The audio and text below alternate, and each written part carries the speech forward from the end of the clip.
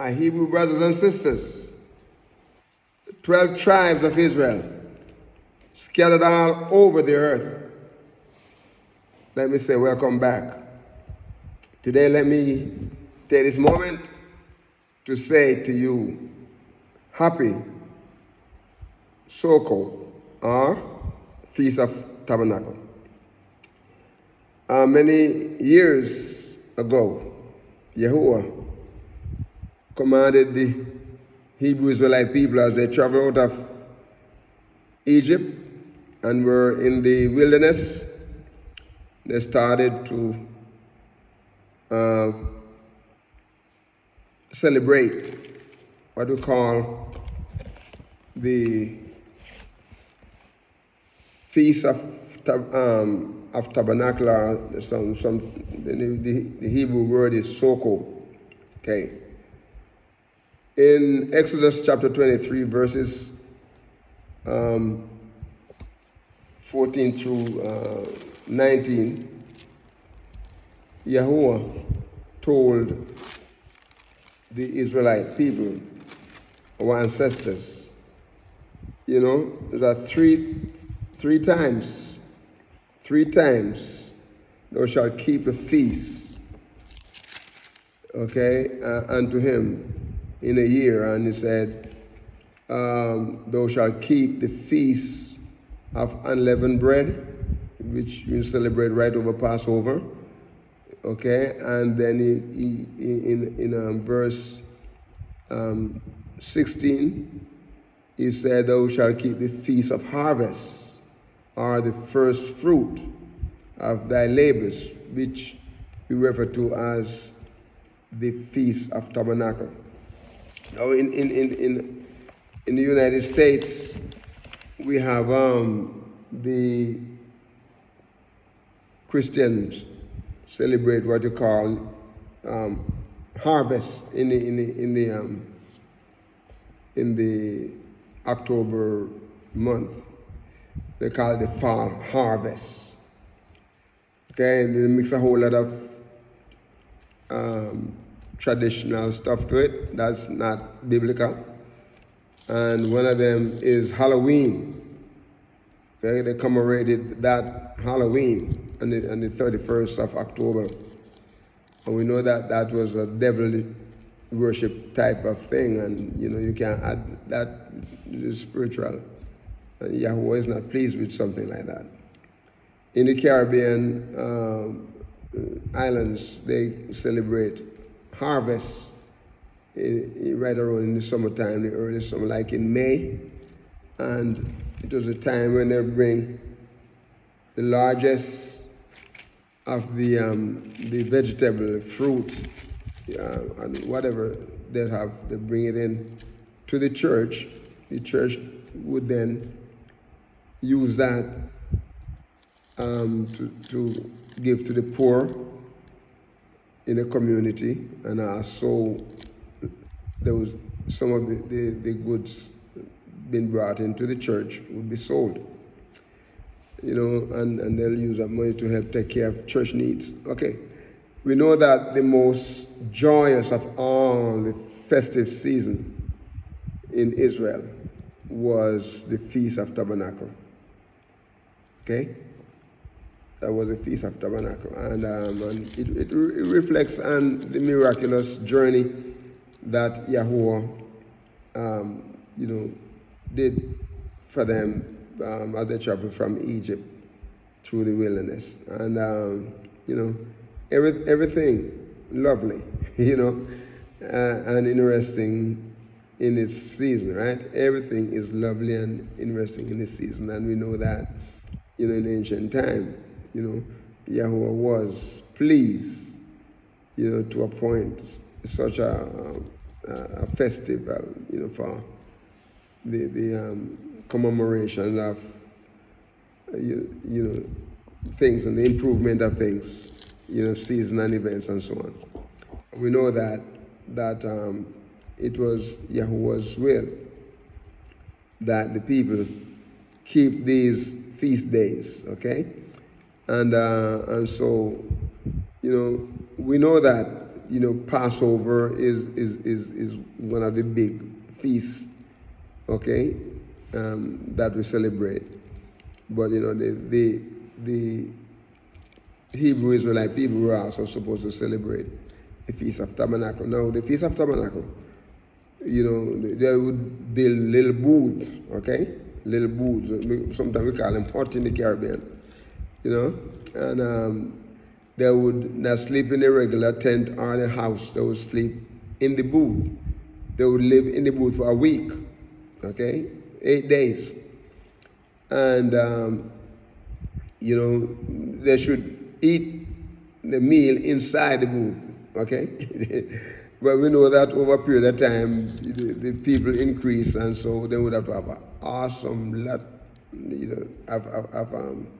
of booths for them, to build.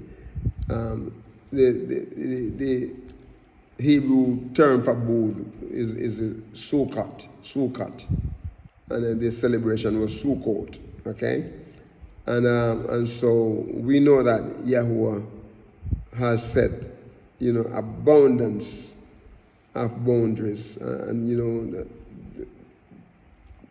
His mercies, flows, demands, their grateful services, everything that Yahuwah did for them, right? His mercies, for them, and it demands their services, and their services to certain things that Yahuwah done for them. They have to do something back. They have to show gratitude, and the Feast of Tabernacle was a time when they would come and then they show their gratitude. Okay, they show their gratitude during the years, but that was a special time that they would, come and they would show and consider, in reference to the harvest, all the things that Yahuwah has done. But what was significant? What was significant? First of all, it was instruction, right? And it communicates. What instruction did he communicate, right? He communicated that, it was a time that was set aside, special time that was set aside, okay? And as they contemplate the harvest, it exhibits the wonderful power of Yahuwah, okay? Not only in delivering them, in taking them out of Egypt and bringing them and protecting them right there in the land, but also for what He was doing in their life on a moment by moment basis. How, astonishing, the energy by which, a few grains, produce such great harvest. They would plant the food, right? And they plant the grains. And listen, it yields a whole lot. Can you imagine you plant 1 grain of corn, and that one tree would have probably 6 or 7 corns on that one tree. That is awesome how Yahuwah would multiply for them, right? And He multiplied, they produce, they increase 30, 60, 100-fold of the things that, they planted. We have an establishment of faithfulness, faithfulness. We have to be faithful for what Yahuwah does. Every moment. We have a manifestation of His goodness, my brothers and my sisters. Everything that Yahuwah has done for us, we can see it, He does so great a thing for us. He meet all our wants. Look, He's supposed to meet our needs, but He goes beyond the need and he give us more than we can manage. Praise his name. Okay, it's because of his good and his tender mercies, over all of his works, my brother. Everything that he has done. Praise his name. Praise his name. It displays, the mercy and the forbearance of Yahuwah. For whom, does Yahuwah send such blessings, such bounty? All for all of us who live, holy and upright, okay, and obedient. He sent that to us, my brothers. He sent to the world too. But we have a special care, special blessing, because, we live a holy life. We live a set apart life for him. And is my brothers and my sisters, let me say this. Do you think that because we live holy and there are people don't live holy, they don't get blessed? Yeah, Yahweh bless them too. That is, he promised that he was going to bless everybody, right? But we have a special. The world, in arm against him, right? They rebel against him. They rebel against his authority, my brothers and my sisters.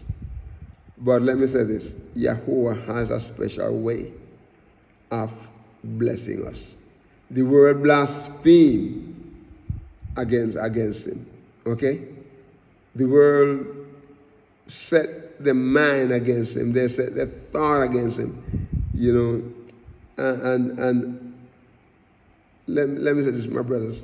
When we think about all the people that go against Yahuwah, a person have to be an infidel, okay, to recognize all of the things that Yahuwah is doing, for us as Hebrew Israelites, and it bounces off of us and go to them, right? And sometimes some of the things Yahuwah know what we need, but sometimes they get more than what we have. Okay? So my brothers, in reference to the harvest, let us consider the feelings it should produce. What kind of feeling it should produce to us as his people. Okay? It should produce a feeling of deep humiliation, my brothers and my sisters. Where we come before Yahweh and we humble ourselves because of Yahweh's goodness, right? Because of his goodness, we should humble ourselves. It should humble us to know that, because, of what our ancestors have done, the sin, they've done so much evil, right? Yahweh still turn around and bless us. Okay? Our consciousness, my brothers and my sisters, of being utterly unworthy should bring us down on our faces. We should prostrate before him, my brothers. Like Abraham, he repented himself in dust and ashes, because of all the things that Yahweh done for him. I like the story with the prodigal boy inside in Matthew. He said he went back to his father after he had sinned. He said, I have sinned against heaven and against you. But most time we don't have that kind of feeling. We don't have that kind of feeling. We feel like whatever we get, it's something that we should get anyhow. No. But Yahuwah, my brothers and my sisters. Yahuwah. The centurion man said, I am not worthy that you come under my roof. And we should have that kind of attitude to where we don't feel that worthiness. Psalm 103 verses 1 and 2. Bless Yahuwah, O my soul, and all that is within me. Bless his holy name. You know, bless Yahuwah, and O my soul, and forget not all his benefit. And so Yahuwah has done great for us, my brothers. And this time, in this season, as we celebrate this Feast of Tabernacle, be blessed. Bless someone and walk with the King. Shalom.